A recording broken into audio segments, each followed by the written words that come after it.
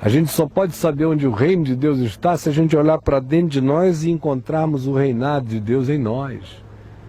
Se eu não puder encontrar o reino de Deus em mim, não há nenhum outro lugar onde buscá-lo fora de mim.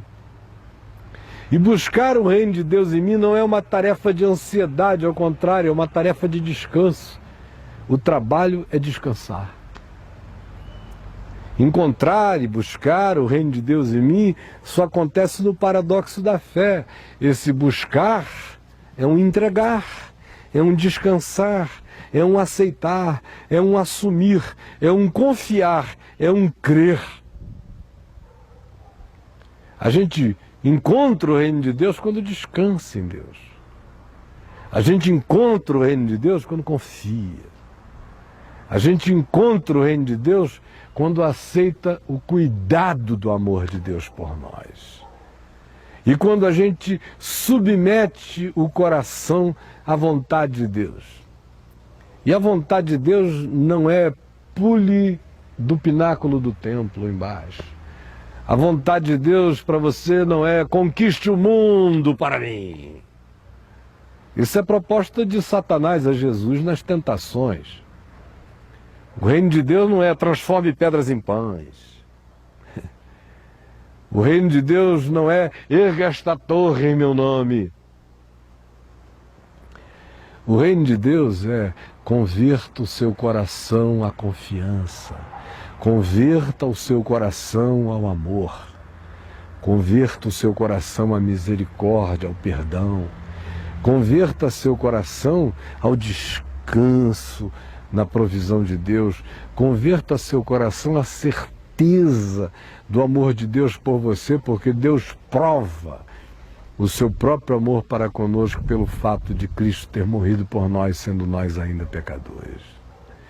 Então o reino de Deus acontece como pacificação do coração em Deus, como expansão da consciência de Deus em nós, como decisão interior de descansar.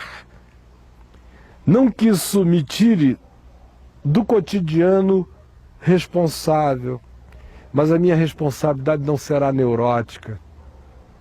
Eu vou trabalhar porque gente sadia trabalha, eu vou estudar porque gente sadia estuda, eu vou participar de todas as coisas úteis e boas na sociedade, porque não é bom que o homem esteja só, gente sadia troca, se dá. Mas nenhuma dessas coisas serão para mim feitas com ansiedade nem com desespero. Elas vão ser feitas como fruto do amor, da graça, da misericórdia, do que é bom, do que é útil, do que é sadio.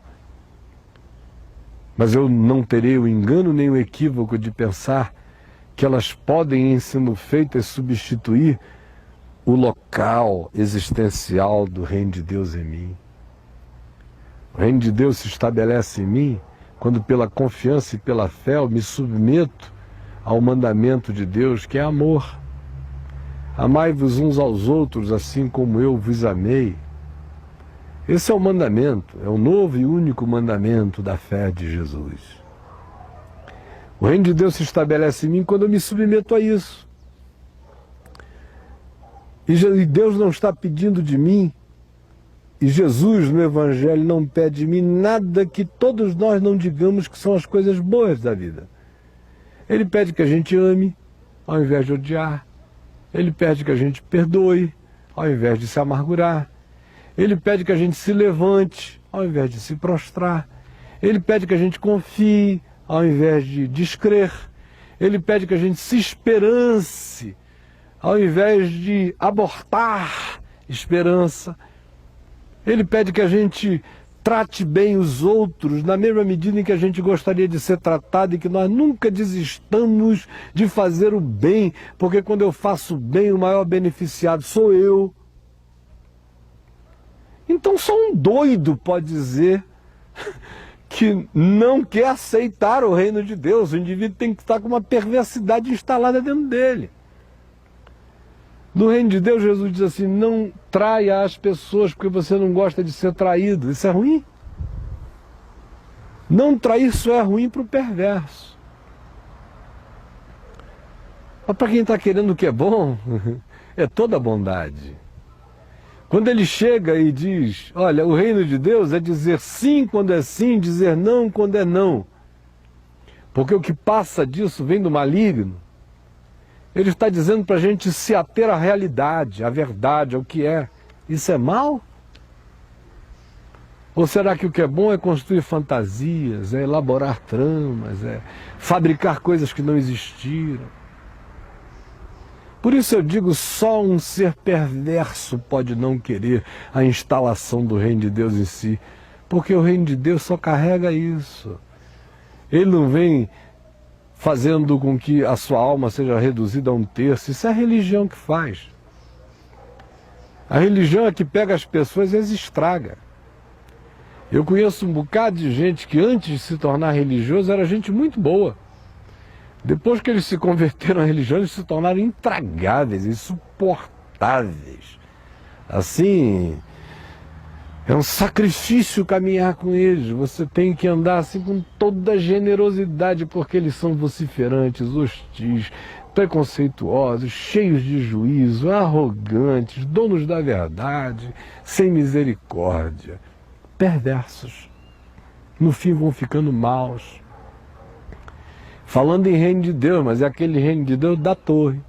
É o reino de Deus de tijolo, é o reino de Deus de cimento, é o reino de Deus de dinheiro, é o reino de Deus de oferta, é o reino de Deus de correntes, é o reino de Deus de bispos e líderes, é o reino de Deus de hierarquias, é o reino de Deus de vaticanos, é o reino de Deus de importâncias humanas, que não tem Deus. Aquilo é só uma panaceia, um circo sem Deus.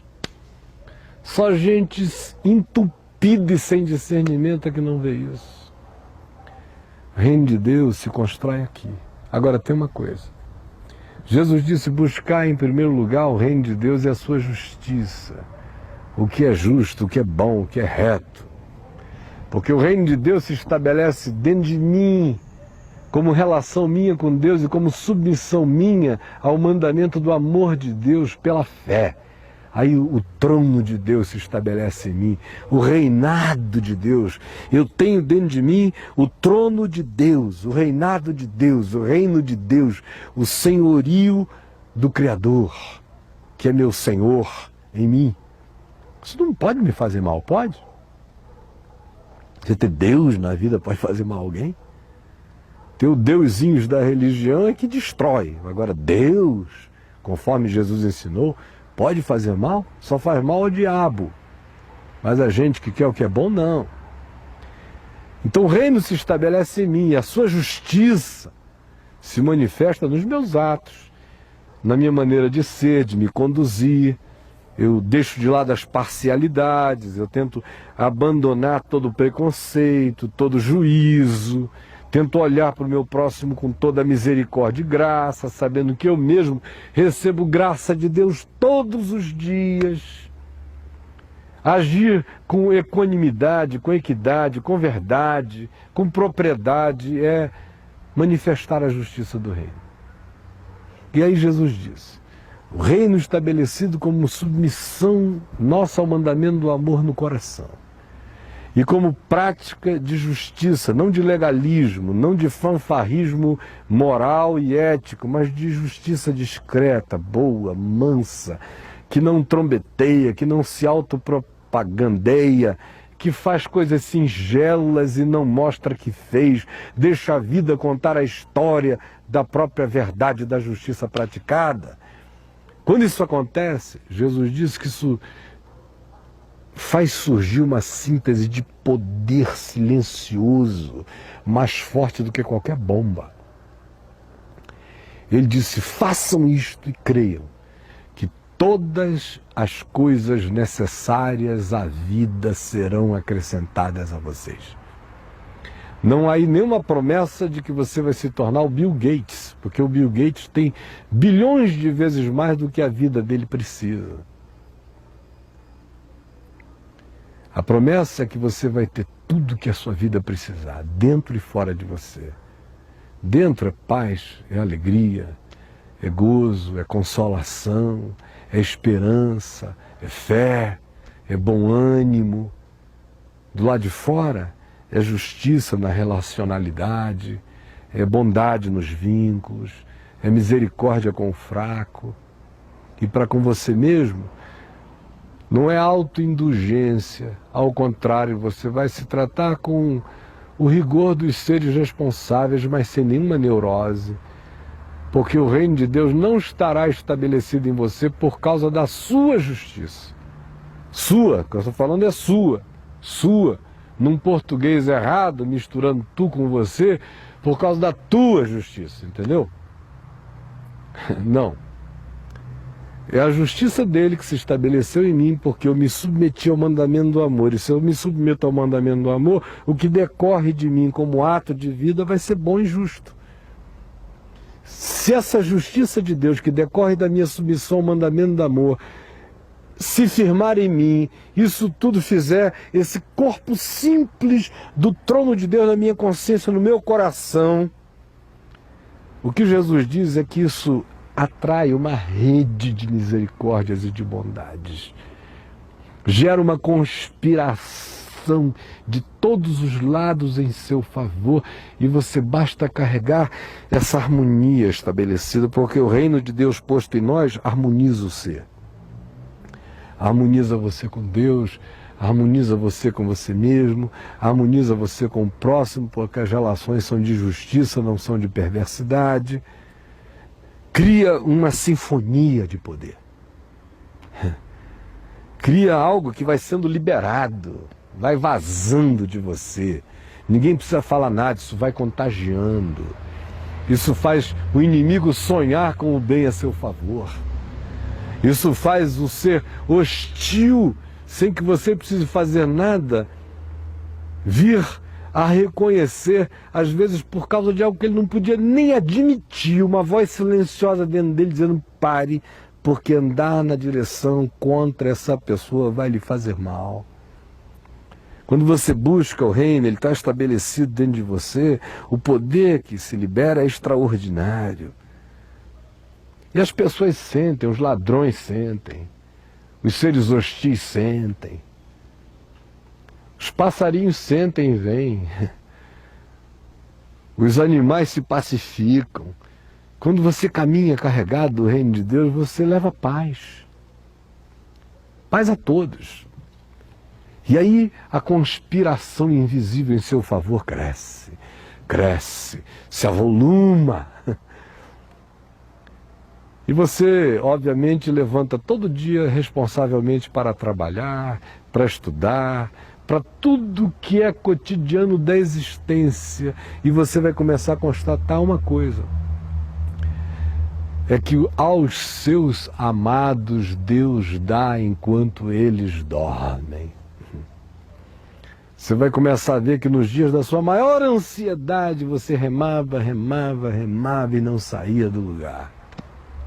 E agora, quando o reino se estabeleceu e a confiança dominou você, e a certeza do cuidado de Deus, e a vontade de se submeter ao mandamento do amor e a praticar a justiça nos relacionamentos, quando isso tudo se avoluma e se adensa, se torna real em nós, faz parte de nós, aí você começa a descobrir o poder que vai sendo largado, que vai sendo distribuído, e você começa a ver que demônios se afugentam, que fantasmas fogem, que diabos se vão, e a sua vida começa a atrair e a magnetizar um monte de gente boa. Eu vejo, por exemplo, pessoas se dando mal à beça nos relacionamentos. Elas não buscam o reino de Deus em primeiro lugar, não podem jamais encontrar relacionamentos satisfatórios. Vão sempre encontrar os relacionamentos do anti-reino. Você me entendeu? Entendeu mesmo? Ou será que eu preciso explicar mais alguma coisa? Eu creio que o Espírito Santo já falou com você. A minha oração é que você tire todo o proveito do que foi dito até aqui, porque saiba de uma coisa: eu sei que o que eu falei a você aqui e agora foi palavra de Jesus. Você está me ouvindo? Você acabou de ouvir a palavra de Jesus. Se você crê, ela tem o poder de produzir vida e vida em abundância. Se você não crê, você vai continuar vivendo a sua existência, que não pode nem ser chamada de vida, porque ela é apenas um acontecimento movido por impulsos, por acasos e pela insensatez de um ser que ainda não discerniu até agora o significado de estar vivo. Eu vou parar por aqui, tá bom? Eu, infelizmente, paro por aqui. Desejo a você tudo de bom, em nome de Jesus, a você e a sua casa, e que a palavra de Deus prevaleça contra e sobre os nossos enganos. Até a próxima semana. Tchau.